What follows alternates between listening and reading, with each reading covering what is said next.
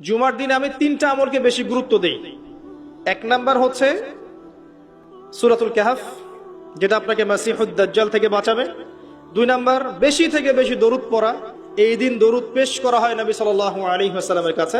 আর 3 number এটা যেটা আপনাদেরকে শেয়ার করছি, সেটা হলো আল্লাহ রাসূল সাল্লাল্লাহু আলাইহি ওয়াসাল্লাম বলেছেন, কেউ যদি জুমার দিনে সকাল সকাল গোসল করে, আর্লি মর্নিং গোসল করে ফেলে, একদম ফরজ গোসলের মতো, এবার সবচেয়ে উত্তম কাপড়টা পরে, নোংরা কাপড় না, বেস্ট কাপড়টা পরে, আতর খুশবু ব্যবহার করে, সুগন্ধি ইউজ করে, সুগন্ধি ব্যবহার করে সে সকাল সকাল পায়ে হেঁটে মসজিদে যায়, বাহনে চড়ে নয়, পায়ে হেঁটে